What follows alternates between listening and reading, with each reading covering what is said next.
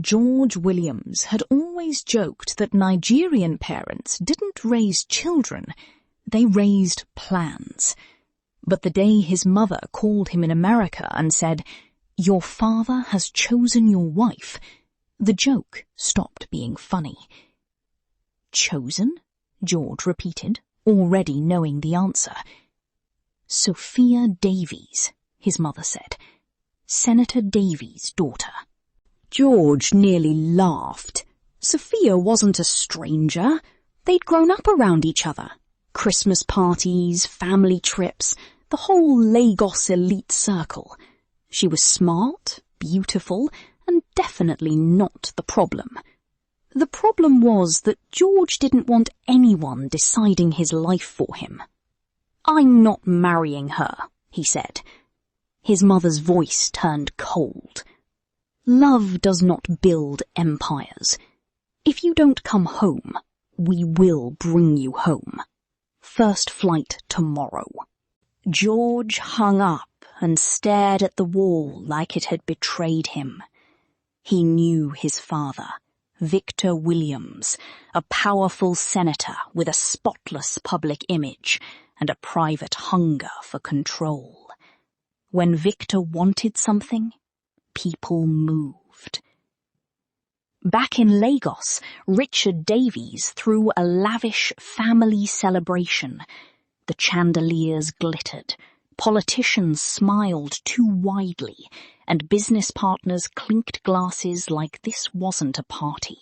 It was a contract signing. Sophia arrived in a sleek black dress. Her father kissed her forehead, proud and protective. She looked like a woman who had learned to stay composed, no matter what was happening under the surface. Halfway through the night, Richard raised his glass and announced, "I am proud to introduce the engagement of my daughter, Sophia Davies, to George Williams." The room erupted in cheers. Sophia froze. George wasn't even there. Later that night, Sophia confronted her father in private, her voice shaking with contained fury. "You announced my engagement in front of everyone, without asking me." Richard sighed, like a man carrying grief and fear in the same chest. "After your mother died, you became my whole world. I've watched men break your heart. I want you safe. Victor Williams is someone I trust." Sophia's eyes narrowed. "Marriage isn't business." "For families like ours," Richard said softly, "sometimes it is." The next day, George landed in Lagos, angry, tattooed, and defiant. His father didn't greet him with warmth, only instructions. "Cover those tattoos. Cut that hair. You will have dinner with Sophia and her father. You will be respectable." George scoffed. "I'm not marrying her." Victor leaned close and spoke in a voice like steel. "Then stop spending my money." That night, Victor and his wife laid the truth out without shame. "This isn't romance," Victor said. "It's strategy. Richard Davies has one child. Everything he built ends with Sophia. If you marry her and give her a child, Davies Holdings becomes ours." George stared at them, disgusted. "So you want me to trap her?" His mother's face didn't change. "After the wedding, do whatever you want. Party, travel, sleep with whoever. All we need is the child." George felt sick. Meanwhile, Sophia tried to focus on work, board meetings, investments, acquisitions, because work was easier than trusting people. Being a billionaire's daughter meant everyone looked at her like a prize with legs. Then The Williams family came to dinner, and George finally sat across from her. He played polite, even funny. Their parents watched them like hawks. After dinner, Sophia pulled George aside. "This is weird," she said. "You think?" he replied. "Did you want this?" she asked, searching his face. George was honest. Too honest. "You're like family to me. I don't see you as a future wife." Sophia's expression hardened, not because she loved him, but because she'd been publicly claimed like property. The next morning, Richard called Victor furious. "My daughter came home humiliated. If your son doesn't want this marriage, tell me now." Victor gave George 24 hours to fix it. When George refused, Victor cut him off. Cards, apartment, allowance, everything. For the first time, George panicked. Not because he loved luxury, but because he realized he'd never truly been free. His father had built a cage and called it a life. So George did what his father wanted. He went back to Sophia. Not with honesty, but with an apology and a plan. He called her. "I handled it badly. You didn't deserve that. Can we start over?" Sophia didn't trust easily, but she did believe in giving people one chance to prove who they were. Eventually, she agreed to lunch. George showed up, persistent, charming, surprisingly vulnerable. He spoke about how his father controlled every decision he'd ever made. He admitted that when he heard he had to marry Sophia, he didn't even see Sophia. He saw another order. And somehow, against her better instincts, Sophia softened. Days turned into weeks. Their conversations got easier. Her laughter returned, quiet at first, then real. George began to act like someone who actually cared. Sophia began to fall in love, not with the arrangement, but with the man she thought George was becoming. And Victor watched it all like a general watching a war being won.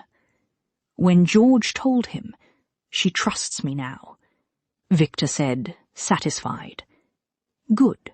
Speed up the wedding." George stood in front of his mirror afterward, sick with guilt. Because the closer Sophia got, the more human she became in his eyes, and the more monstrous the plan felt. But Victor didn't accept hesitation. "Remember," he warned George before the wedding, "the act doesn't end after today. Keep being the perfect husband until she gives you a child. When there's a child, she'll never leave." On the wedding day, Sophia looked stunning, trembling as she walked toward a future she wasn't sure she'd chosen. Richard told her, "Your mother trusted her heart.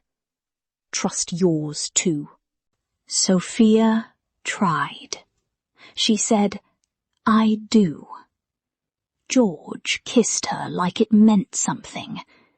And then, hours later, when the guests were gone, and the penthouse was quiet, George's face changed. "The act is over," he said. Sophia blinked. "What?" "You wanted honesty," George continued, cold now. "Here it is. Welcome to your new life, princess." Then he walked out. The next morning, Sophia woke up alone.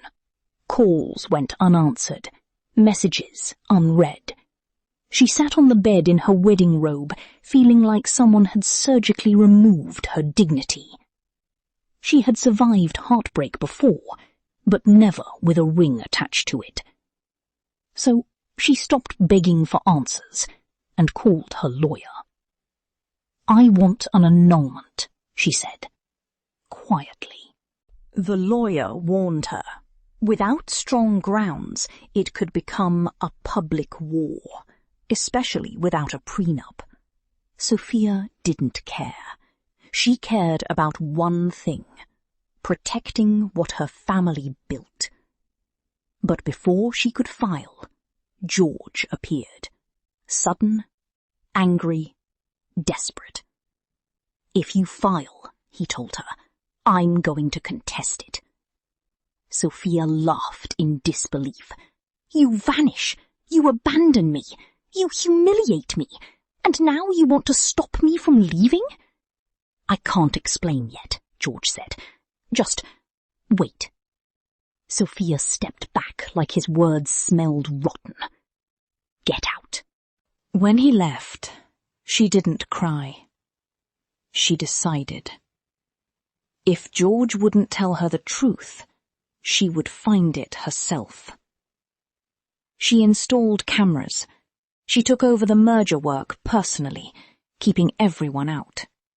She started digging into Williams Group finances, contracts, history, anything that didn't make sense. And then one night, she checked the footage. She saw Victor Williams in her own home, speaking to George like Sophia was a breeding contract. "By now there should have been a child on the way," Victor said. "Just get her pregnant. It's not that difficult." Sophia's hands went cold.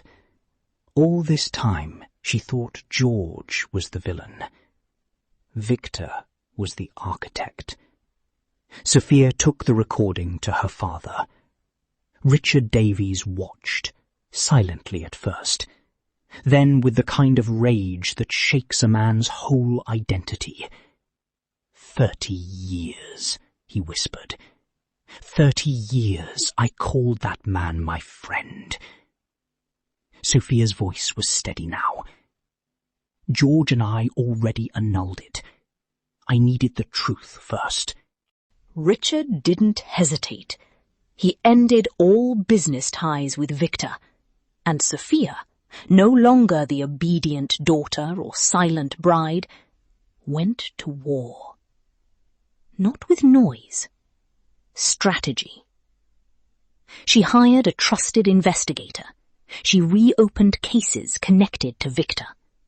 Shell companies surfaced, offshore accounts, bribed judges, silenced journalists, destroyed families. Evidence buried for years began to breathe again. Victor's empire started collapsing in public. Raids, frozen transfers, suspended contracts, investors fleeing. Victor realized too late that Sophia Davies wasn't a pawn. She was a queen with her own board. In desperation, Victor ordered a final move. Make it look like an accident. He targeted Sophia. But the night Victor's men tampered with her car, Sophia wasn't driving. Her driver, Mike, took the hit, surviving but badly injured. The attempt exposed Victor even further. CCTV from the garage caught the sabotage. Richard tightened security. Police and financial crime units pushed forward. Witnesses came out, one by one, because once powerful people start bleeding, everyone remembers where they hid the knives. Victor Williams was arrested in front of cameras and reporters, screaming that it wasn't over. In court, it became worse. Money laundering, conspiracy, corporate fraud, attempted murder. And one more truth surfaced, one that connected everything. Vincent Cole, a quiet investor Sophia had met by coincidence, revealed why he returned to Lagos. Victor had framed his father years ago, destroyed his career, ruined his life. His father died before his name could be cleared. Sophia looked at Vincent and understood the weight of unfinished justice. Together, they didn't just want revenge. They wanted accountability. Victor was convicted and sentenced to 25 years. Michael Cole was officially exonerated. The truth that had lived in shadows was finally dragged into the light. After everything, after the forced marriage, the humiliation, the betrayal, Sophia stood in the calm that followed war and realized she could breathe again. She didn't belong to anyone's empire. Not her father's, not Victor's, not George's. For the first time, Sophia Davies belonged to herself. And when Vincent asked her, gently, honestly, "Will you marry me?" she said yes, but on her own terms. No big spectacle, no political theatre, just love that didn't feel like a transaction. Because power had brought her pain, but truth brought her freedom, and freedom finally made room for love.